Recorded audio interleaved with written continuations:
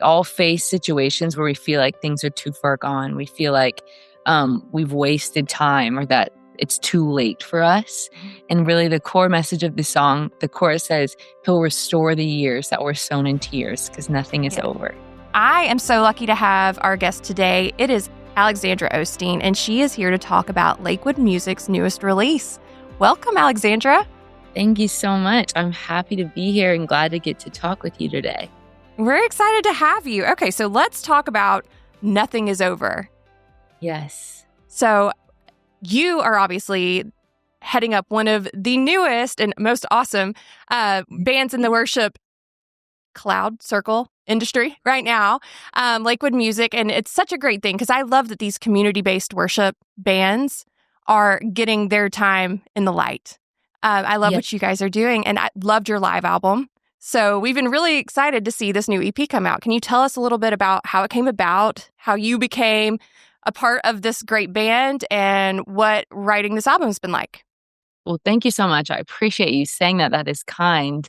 But we're so excited to release this new EP. We did a live album in the fall, and this project is a little bit different musically because it's a studio EP called Nothing is Over, and it's a collection of 5 songs, and we're kind of calling them they're kind of songs for all different seasons, for every season, because each song has a different theme and message, all of them obviously under the umbrella of like the goodness and the power of our God. But we just wanted to share these songs that are declarations of faith, that our God is a restorer, that he's a redeemer, songs about authentic surrender, songs thanking him for the cross and what he's done for us. So the heart behind this project was really just to give words to people who want to make these declarations of faith, no matter what season you're in. We feel like there is a song that someone can relate to and declare over their life in whatever situation they might be facing right now. Absolutely. I think you've absolutely achieved that. So your voice has become a big part of the Lakewood sound.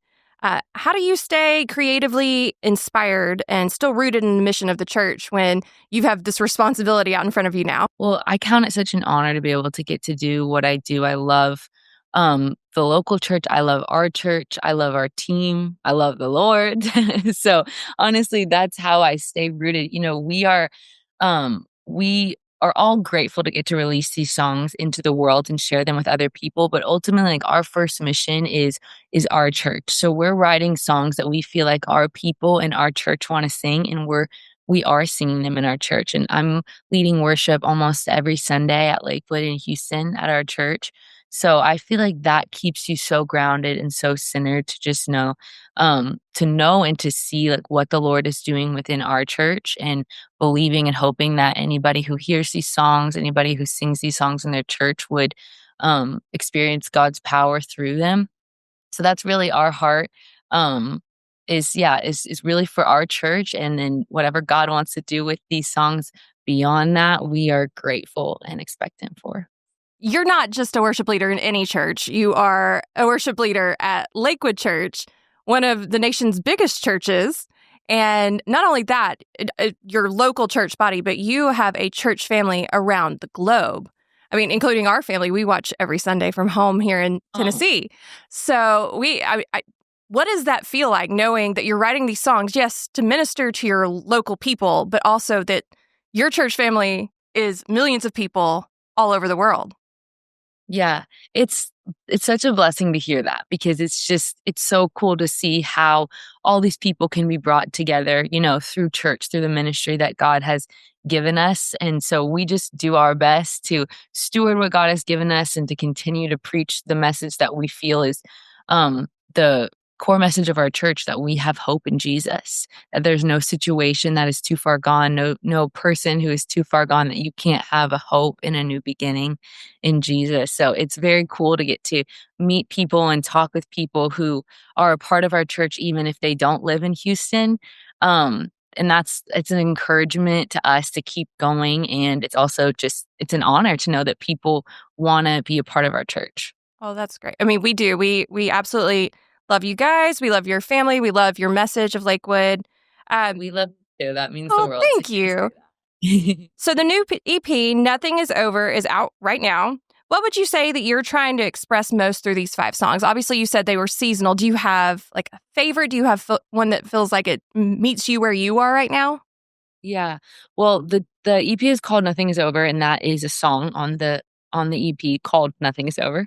And that's personally probably I love them all for the different messages and things that they convey, but that one has been um my favorite and has really become quite an anthem for myself. Just I really connected with the message of the song. That ultimately is saying nothing is over until God says it is. Because, we all face situations where we feel like things are too far gone. We feel like we've wasted time or that it's too late for us. Mhm. And really, the core message of the song, the chorus says, He'll restore the years that were sown in tears because nothing is Yeah. over. And that comes from the verse. There's a verse in Joel that says, God will restore the years that were lost. And I think that is such a powerful message because you can when you feel like the years were lost, when you feel like you've wasted time, there's God works everything for good and he can restore in a way that only he can. So that song and that message has just been so encouraging for me and I've seen other people connect to it as well. So I love declaring that song, declaring that our God is a restorer and a redeemer. That is definitely one of my favorites too. I definitely feel like it meets when I first heard the record, that is the one that spoke to me and definitely met me where I was at. So I appreciate it. Were you involved in the writing process or were these songs that you guys selected? Yes. So I was a part of almost all the songs, but our team, we have an amazing team at the church, amazing group of people that are core writers for Lakewood music, but we also have the great opportunity to get to work with other people. That song was written with an amazing writer named Mia Fields. Alexandra Pappas was a part of that, myself, my brother. So that was a really special write. That song was written in like an hour and a half, which is like very short, maybe an hour to be honest. Like, That's how you so, know when God's in the that room. yes, it just like came together when my brother brought the idea just about restoration.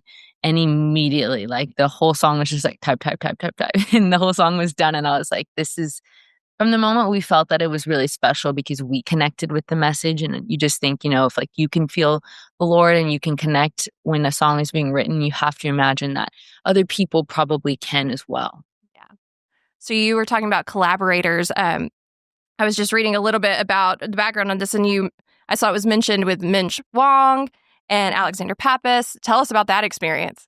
Yes, Alexander Pappas is like one of our great friends. We love him. He comes to Lakewood pretty often, leads with us, and he's an incredible writer, an incredible worship leader. So we've loved all the collaboration that we've gotten to do with him, and love his voice. So it's always like a joy and honor when he's a part of our projects. And the same for Mitch. Mitch is an incredible songwriter, a part of probably so many songs that we all sing in our church, and love. And he has truly a heart of gold. Like he is one of the most sweet, pure people I have ever met and is just an incredibly anointed and talented songwriter and worship leader. So it was really cool. He actually wrote two of the songs on the EP, Thank You for the Cross and Carry It Well.